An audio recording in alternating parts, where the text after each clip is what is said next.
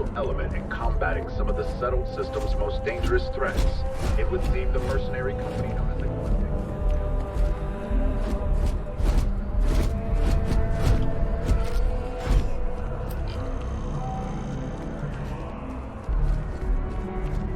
Another day, another credit.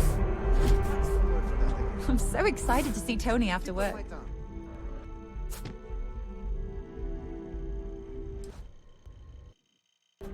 Oh, thank you so much.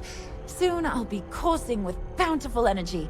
I'll be the most enthusiastic janitor in New Atlantis. Here, take this. I found it while I was cleaning. I figured you might find a use for it. Thanks again. I really appreciate it.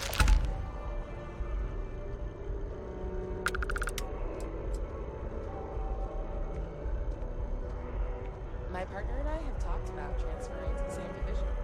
It would allow us to spend more time together. Seems like a bad idea to me.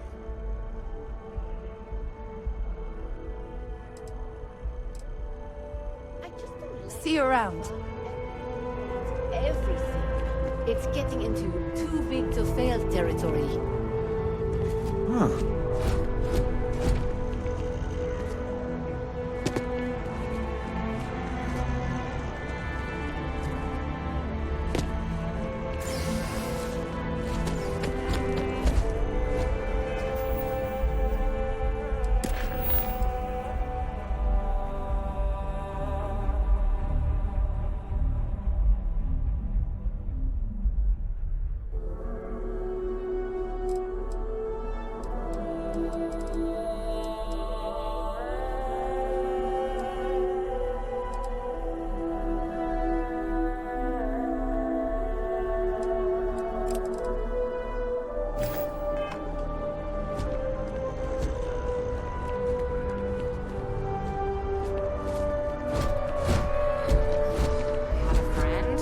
Some weird alien virus, but wound up in the clinic for months.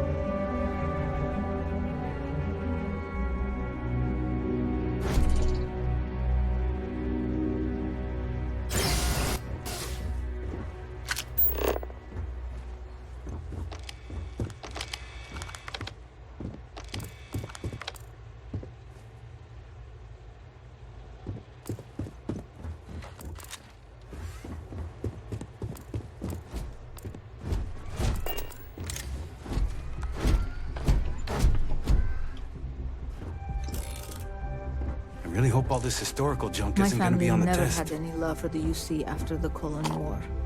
Would probably disown me if they knew I was signing up.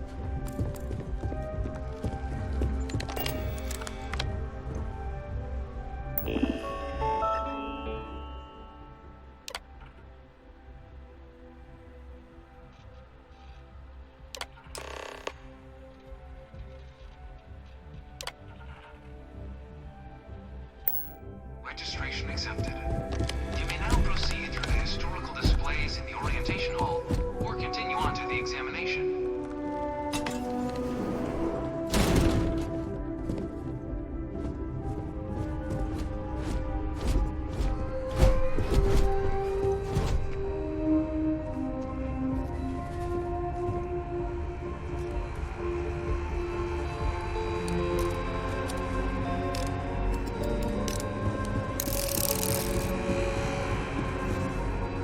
In 2150, humanity learned the Earth's magnetosphere would collapse sometime in the next half-century, eliminating all life on the planet. Decisive action was required, but the secure transport of an entire civilization would demand a new kind of cooperation, a new kind of courage, and a new kind of union.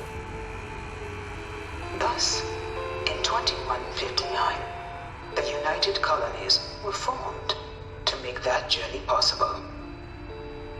Just 1 year later, the Galileo, the first first of many colony ships touched down here on Jemison, beginning a new era of human history, the age of the United Colonies.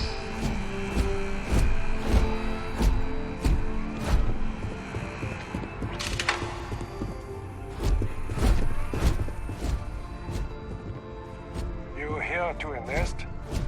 Don't worry, none of this junk is on the exam.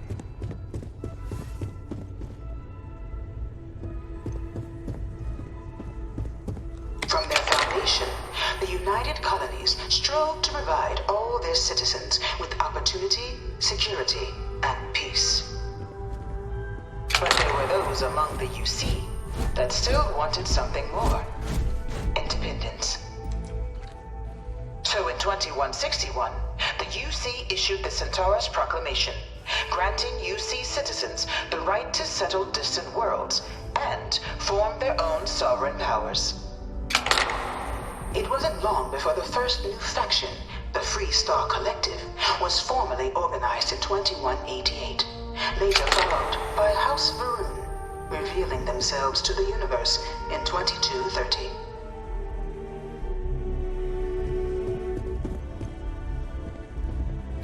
It was only in 2230 that the faction known as House Varun first made contact with the rest of the settled systems.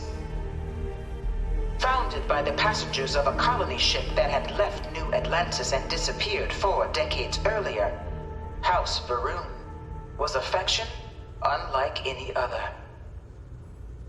A theocracy dedicated wholly to the beliefs of its isolationist founder, Janan Varun.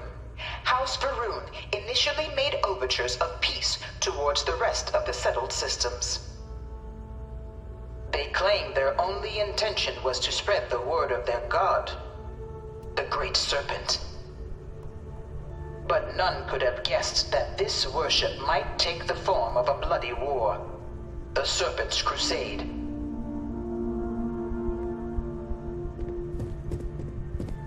The Freestar Collective was initially founded in 2188, when the citizens of Aquila banded together with the pleasure city of Neon in mutual defense. But in 2194, after the deployment of a UC medical star station in orbit around their world, the citizens of Narion also requested to join the collective. The resulting rise in tensions between the Freestar Collective and UC culminated in the settled system's first intergalactic conflict, the Narion War.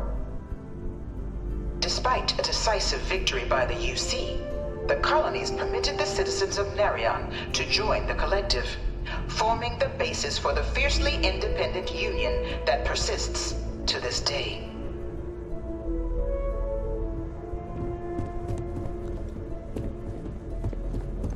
You looking for the exam room? Just down the hall.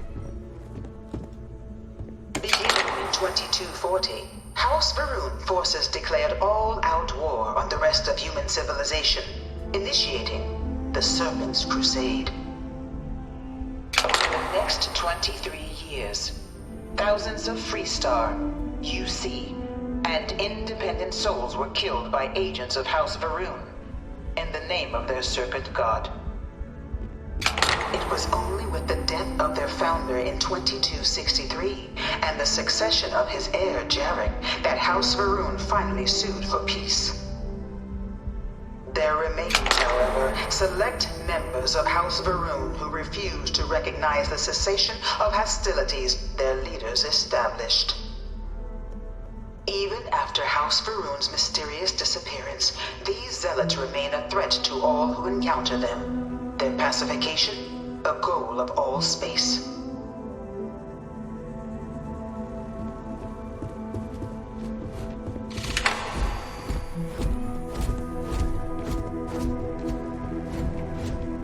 Of the many conflicts between the galaxy's factions, none was more brutal than the recent colony war between the UC and the Freestar Collective. Set off by the unauthorized Freestar colonization of Vesta's Pride in 2308, a direct violation of the Narion Treaty, the colony war quickly across the galaxy. Both sides deployed every tool at their disposal. Armadas of warships, mechanized combat platforms, or mechs, even bioengineered alien creatures, the infamous UC xeno-weapons. It was only in 2311 at the Battle of Cheyenne that the scales finally tipped. The Freestar Collective, utilizing their civilian fleet as a human shield, successfully crippled the superior United Colonies Navy. After their shocking victory against the galaxy's greatest navy, the Freestar Collective offered terms of peace, which the colonies, out of an interest in staving off any further human costs, accepted. The galaxy has been rebuilding ever since.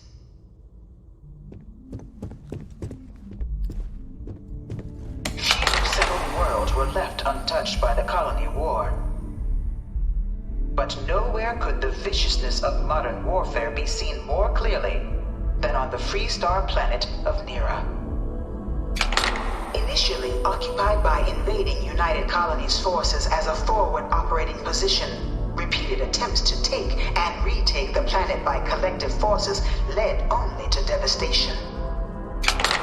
Swaths of the world were transformed into scorched husks, a nightmarish testament to the depths of human ingenuity and human cruelty. And today, Nira remains a continuing reminder to the horrors of unfettered war.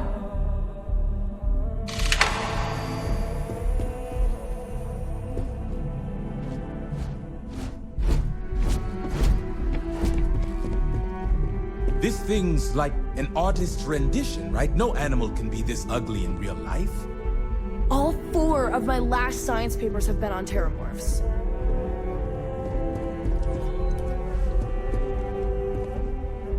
In the midst of the colony war, a different kind of tragedy struck the UC city of Londinian. A newly constructed but critical supply center for the United Colonies' war effort, Londinian found itself overrun by one of the galaxy's most mysterious predators, the Terramorph. A rare but pervasive threat to all human-settled worlds, Terramorphs swept over the city, seemingly out of nowhere, on a scale never before seen in recorded history. Valiant efforts by the UC military slowed the onslaught, but the creatures proved unstoppable. Ultimately, the decision was made to destroy the Londinian spaceport, sealing off the city, the outbreak, and its citizenry from the galaxy at large. The tragedy of Londinian is mourned by the UC to this day.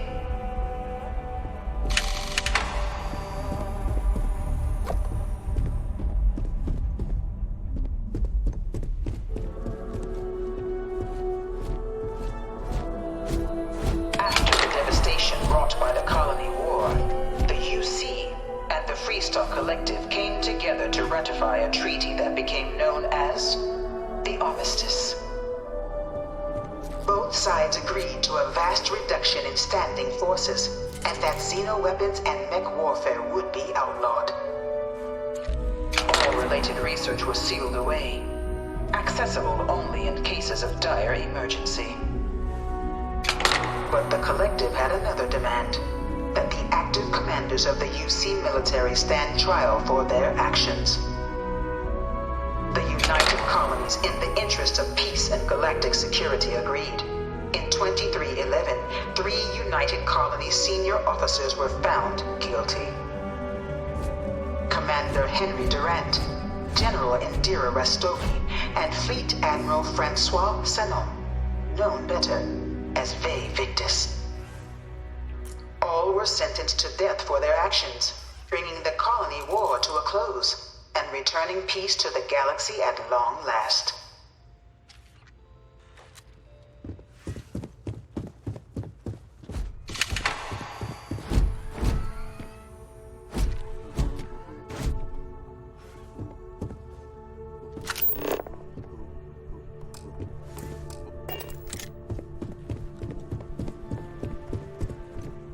People joke, say those Varun zealots worship a snake. But let me tell you, it ain't a snake. It's some kind of celestial being. They call it the Great Serpent. Is it real? Hell if I know. They think it is, and that makes them dangerous.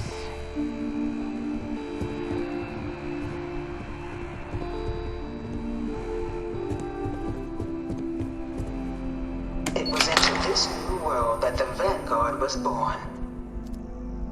An official branch of the UC Navy, the Vanguard is the United Colonies Volunteer Fleet, serving a myriad of security, logistical, and reconnaissance roles. And after a sufficient length of service, UC citizenship is guaranteed to every Vanguard member. Open to all captains, regardless of origin, the Vanguard is leading the charge to protect and support the citizens of the United Colonies, wherever in the galaxy they may be.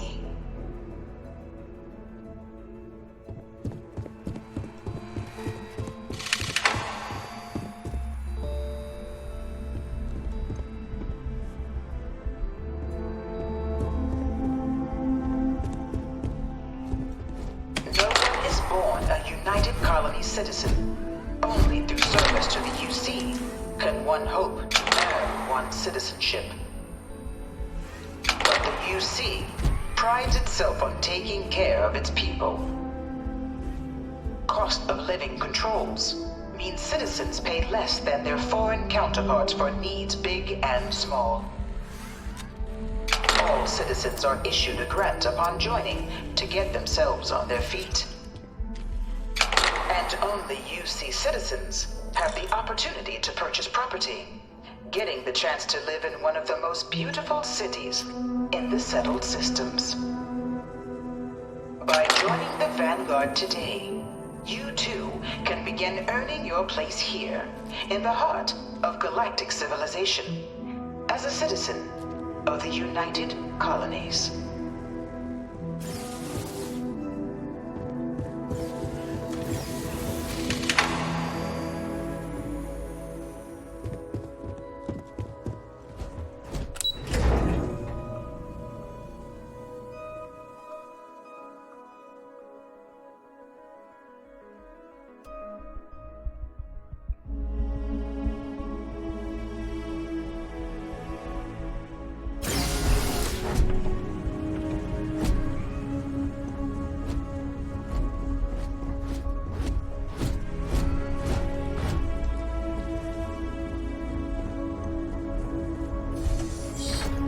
Welcome, applicant, to the piloting simulation chamber. Please enter the designated simulation pod to initiate your exam.